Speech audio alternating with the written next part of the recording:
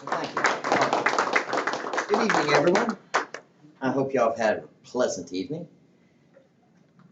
What we're going to talk about tonight, to me, is very important. I got brought into this entire thing from a business organization that was trying to present changes in the way we teach driver's education. Myself, as everyone knows, I'm a human behaviorist, so they brought me in to decide, well, what things would be good, what things would be bad. Well, I tried to explain to them, and once I explained to them some of the primary issues that's happening in today, they decided to rewrite the course, which we now do is all things driving. Now, in that presentation, the thing that I have been focusing on for a large number of years and trying to focus and make everyone aware of is our children's brain is actually being rewired in a process because of technology. When we were young, the default setting for the brain is awareness. You play sports. This awareness is broken into two areas. There's temporal awareness. You know your time, your space. You can tell a good test is to be able to count in your head 15 and you realize, is that really 15 seconds? So you can practice and realize there's a big difference in that time. So there's brain time and speaking time. This is something we work with in speeches, and the reason we work with that is many times our brain is running faster than our mouth is, and we get lost in what we're trying to say because our brain is going faster and we can't keep up with it. So when we start raising our voice up, we start speaking faster, and we'll lose the communication that we're trying to achieve. This would be an example of the temporal focus. Spatial focus you find in sports. I see a ball coming, I'm going to reach out and I'm going to try to catch it. That's coordination of spatial relationships. These are the two primary points of focus, or rather awareness.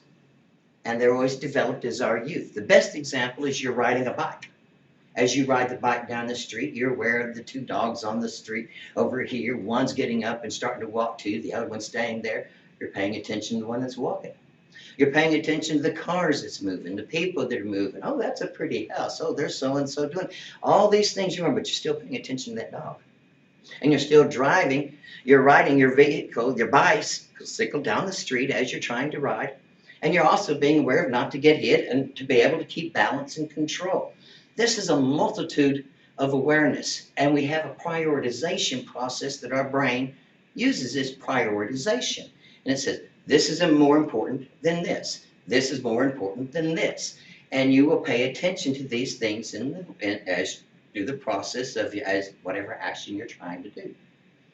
Sports redevelop spatial coordination, trying to catch things, but it's also temporal coordination with spatial when you run up there and time it so your hand gets under there perfectly. You have to have the timing as well. You may want to know how to reach the hand out, but your timing to be there at the same time that ball's going to be there is a coordinational process that we all develop and learn.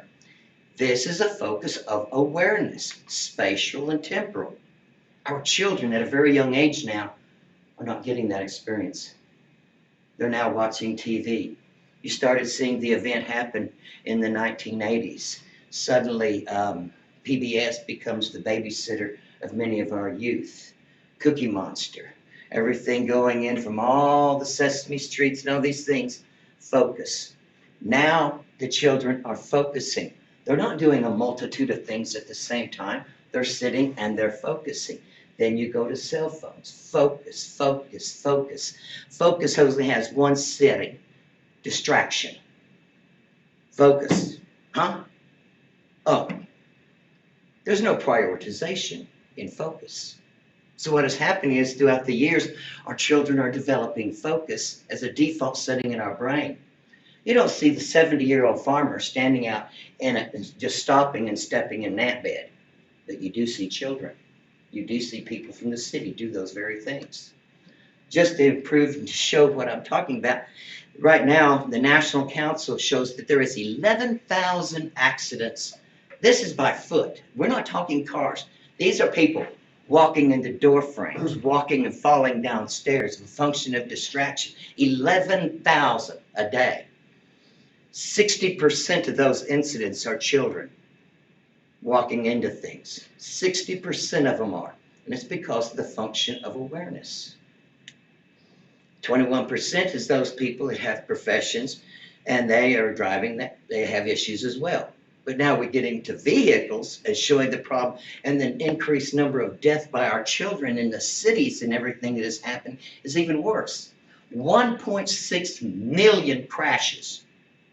And of those crashes, you have 390,000 injuries. And of that, there was over, that's going into that, 60% of those, this is all based on distraction. These are just accidents based on distraction. 60% of those children are based on children in the action. And it's related mostly to cell phone and text use. But not only that, it is also a way to test yourself. Let's do it this way. The way to test everybody in here to determine whether are you falling into that victimization of default to focus or awareness.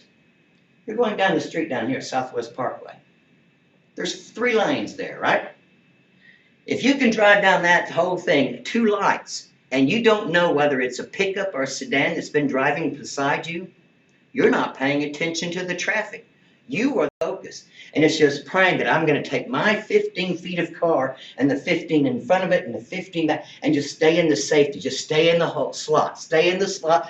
And if I pay attention, nothing will happen. All it's going to take is one bird to fly down and it'll destroy everybody because nobody is going to see that bird because they're paying attention to their phone or this. The distance between the front of my car and that bumper in front of me. That's their whole world. Everything becomes that world. They're not aware. They half the time they can't even tell you what the car is beside you. Children are notorious for it. We used to play games as a child. We used to call it slug bug. You looked for the color of the car, and if you saw it, you could tap the person. We played all kinds of games. Those were all based on awareness. Half the children today don't even know what that is. They have no idea. They're always directed specifically on the focus. So I beg you, I plead with you, please be aware. Ensure that you use awareness.